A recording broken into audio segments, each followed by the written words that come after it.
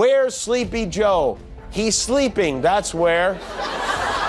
It's just like a riddle for 3-year-old. Put that back up on the... Consider a man who has been recently featured in news headlines for falling asleep in court. This same man has the audacity to refer to the president as Sleepy Joe. This is a classic move from Trump, projecting his own traits onto others while simultaneously feeding into the trolls. Trump likes to present himself as a go-getter, but his track record often contradicts this. His recent tweet serves as a reminder of this. Jimmy Kimmel made a great point when he analyzed Trump's question of "Where's Sleepy Joe?" It raises many questions. Why is Trump suddenly inquiring about Biden's whereabouts when we just saw the president yesterday? Why is he so focused on Joe specifically? Wasn't he usually obsessing over Hunter? Furthermore, how can someone who has been caught sleeping in public more times in the last 3 weeks than a sloth have the nerve to call others sleepy? One more time, he posted this at 4:55 a.m. when everyone is sleeping.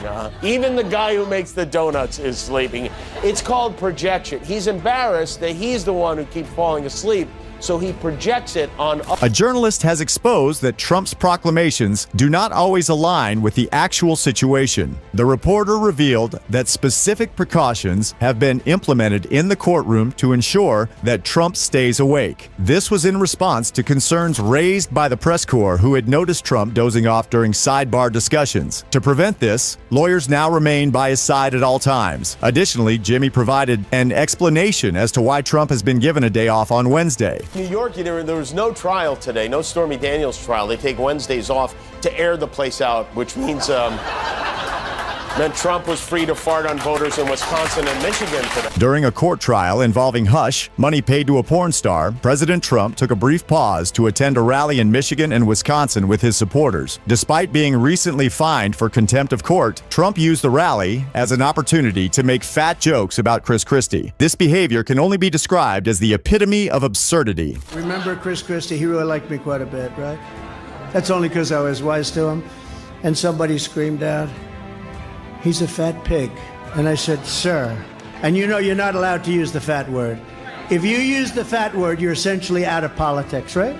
There are certain words you can't. You can say obese, but you can't say fat. I think obese is probably... Trump recently gave a lesson on ethics, emphasizing the importance of using appropriate language when referring to someone's weight. However, his attempt to prevent the use of the word fat backfired when someone referred to Chris Christie as a fat pig. Trump promptly corrected the individual, stating that Christie is not a fat pig. Despite his efforts to avoid using the word fat, Trump then shifted the conversation to food, but his comments were somewhat irrelevant and possibly even inappropriate. We're honored to be joined today by Shanna Gray, who owns a vegan restaurant. Supposed to be really good. I'm not into the vegan stuff, I must say, but I'm going to have to try this. We're going to come and try that vegan food. I don't know if I'm going to like it. You get ready for me. Maybe you can convince me with that vegan food, okay? You get a good, healthy vegan food. That's right, Shanna. Get ready for him to grab you by the vagina. Jimmy hit the mark while explaining why Trump isn't fond of vegan food, but there's more to the story. Surprisingly, Jimmy is a vegan himself and is only familiar with fast food menus. Similarly, Mike Lindell, Trump's follower, is skilled at leading others astray with his words. Trump and his Republican supporters are known for their tall tales, but this time, Mike, also known as the Pillow Fairy, takes the prize for the most comical story. We have this bucket of common sense that is our real president, Donald Trump, right? As he gets attacked and attacked, people are pouring into this bucket that once you're in that bucket of common sense, you have no reason to leave that bucket. Right, you should remain in the bucket indefinitely. We'll come get you out of the bucket. With Trump unable to attend rallies due to his ongoing court trial, his supporters are surely feeling his absence. It's hard to imagine what he might have done at those rallies, but it's safe to say that his activities in court might offer a clue. Some might suggest he'd simply be sleeping, but with all the noise at rallies, that might be difficult. However, there is a solution that ensures Trump supporters can still feel his presence. Figured out a way that, for him to be in 2 places at once, and it's really quite incredible. We blew him up to life size.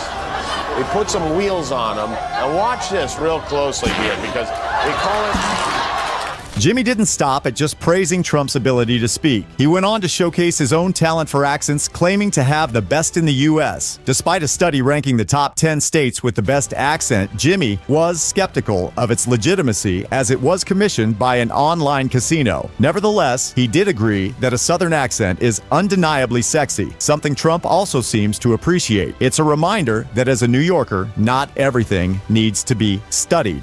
Johnson fully joined the disgusting business model of Washington, D.C. to fund forever wars. Yeah, that's what this is.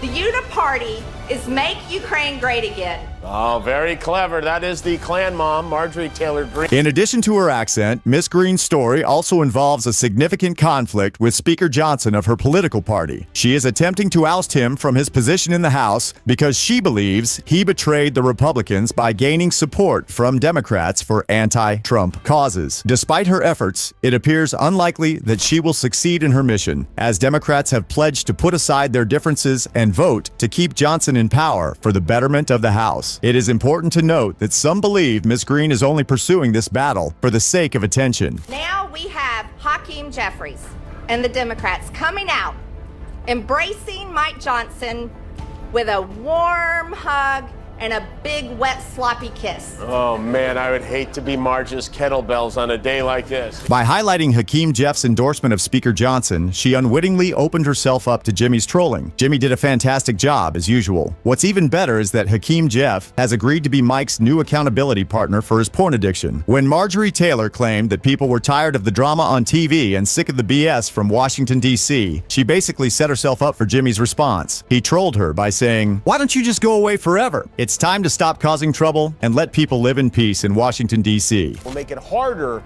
for consumers to get refunds in the event of a last-minute delay or cancellation. Isn't that great? He somehow managed to be on the wrong side of literally every issue. You almost have to admire his consistency. Ted Cruz, it's like he saw all the diarrhea on the planes. He's like, I want in on that. Jimmy gave Marjorie some important advice before he left. He warned her about trying to remove Speaker Johnson from the House next week. He reminded her of what happened to Congresswoman Lauren Boebert when she tried to take out a Johnson. Jimmy's advice was sincere, but he also mentioned that many Republicans have had enough of Marjorie. However, Thomas Massey from Kentucky thinks she's fantastic. It's an honor to be here today with one of the hardest fighting, most articulate members of our Republican conference. Wow, the activator in his jerry curl is really working hard.